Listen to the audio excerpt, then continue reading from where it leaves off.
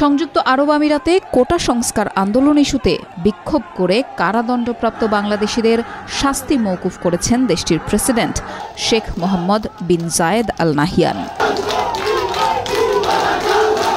সংযুক্ত আরব আমিরাতে বাংলাদেশের রাষ্ট্রদূত মোহাম্মদ আবু জাফর জানান, দেশটির পররাষ্ট্র দপ্তর থেকে বিষয়টি নিশ্চিত করা হয়েছে। আমরা এই বিষয়টি নিয়ে অনেকদিন ধরে 22 জুলাই থেকে কাজ করছি, কিন্তু 28 আগস্টে মাননীয় প্রধান উপদেষ্টার সাথে এদেশের রাষ্ট্রপতির টেলিফোন কনভারসেশন হয়েছে, কথোপকথন হয়েছে, এবং তার পরিপ্রেক্ষিতে আমরা দেখছি যে এই আজকের এই সুসংবাদটি ভ্রাতৃপ্রতিম বাংলাদেশিদেরকে এদেশের পররাষ্ট্র দপ্তর থেকে আমাদেরকে জানানো হয়েছে।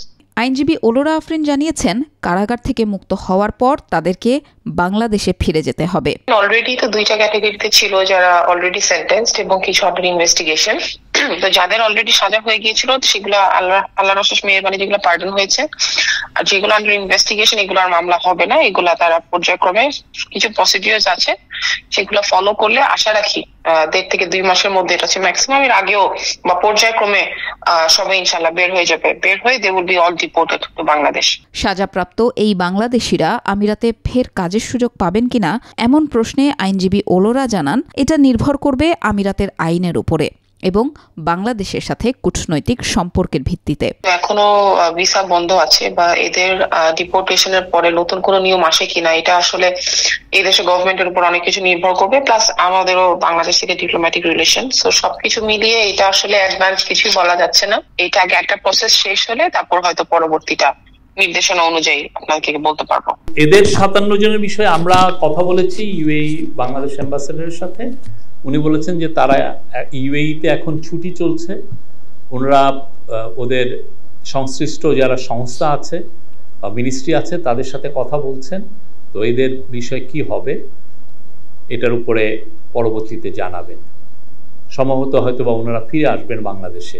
গত 20 জুলাই সন্ধ্যায় দুবাই, শারজা ও আজমানের বিভিন্ন এলাকার সড়কে বিক্ষোভের সময় 57 বাংলাদেশিকে আটক করে আমিরাতের পুলিশ। পরে তাদের 3 জনকে যাবজ্জীবন, একজনকে 11 বছর এবং বাকি 53 জনকে 10 বছর করে কারাদণ্ড দেয় স্থানীয় আদালত। 12 আগস্ট এই 57 বাংলাদেশির মুক্তির জন্য আইনজীবী ওলোরা আফরিনকে নিয়োগ দেয় বাংলাদেশ সরকার। এই বিষয়ে ওলোরা আফরিনকে সাহায্য করে সংযুক্ত আরব আমিরাত দূতাবাস।